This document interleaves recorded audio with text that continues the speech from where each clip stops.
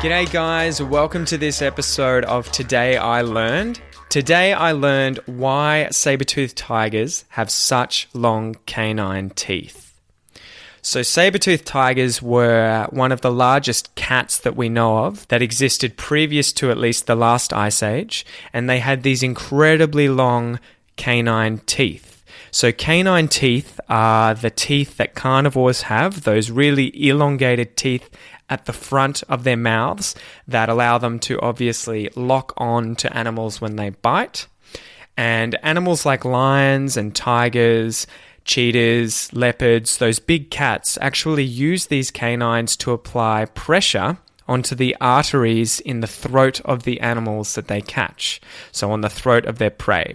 And this actually allows them to kill their prey more efficiently and more quickly instead of, say, tearing it to death and hoping it would bleed out.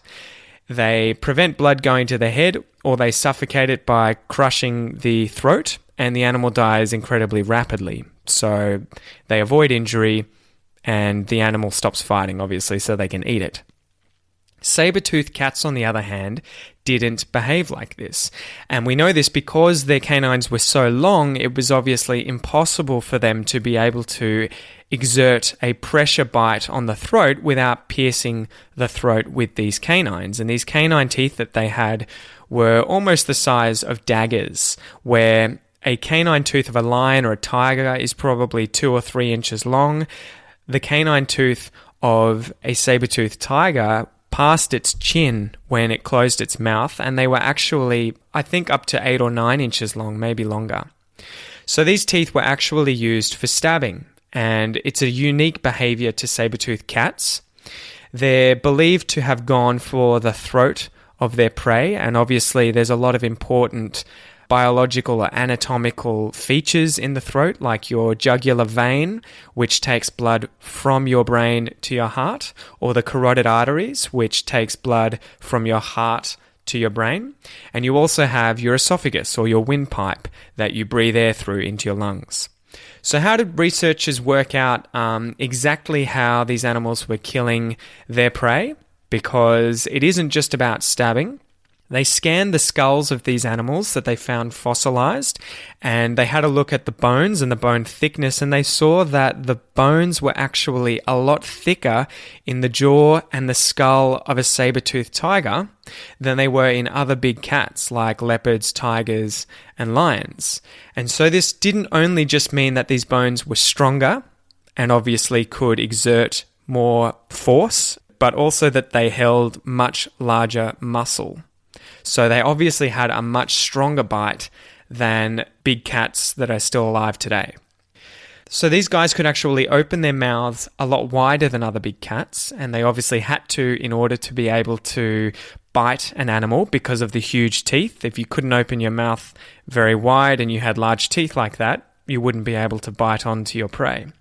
So they could open their mouths incredibly wide, and they would sink their fangs, or their large canine teeth, into their prey's throat and actually bite and tear out a huge amount of flesh, causing the animal to bleed out or to suffocate incredibly quickly. So these cats had to be pretty careful with their teeth, obviously, because canines don't grow back. If you lose a canine tooth or break a canine tooth, it's gone for good. And obviously, if the only way for you to catch and kill prey is with these teeth that are long and slender and can be broken easily, you've got to be careful. So how did the saber-toothed tiger cats account for this? They actually had incredibly strong forelimbs and paws, so their front legs and the paws on their front legs were enlarged and incredibly muscular in order to hold down their prey or hold onto their prey, and then much more precisely be able to place a bite exactly where they needed to on the neck or the throat of their prey and kill it much more efficiently without breaking their teeth. So yeah, this was all evidence that these guys hunted in a very unique way, different from other big cats of today, which I found really cool when I was learning about the saber-toothed cat and why it had large canines. Anyway, guys, that's probably enough for today. I want to keep these episodes short, and unlike the other ones, I want to leave them without a transcript so that I can upload them quickly and kind of challenge you guys to practice a little more your listening comprehension without necessarily being able to read. So I hope you're enjoying the episodes, guys. I love learning these kinds of facts and I just want to share them with you. So that's why I'm making all of these Today I Learned episodes. If you like these episodes and you want to hear more, make sure you let me know on Facebook. So put a comment on the episodes that you like or send me a message and let me know what you think. All the best, guys.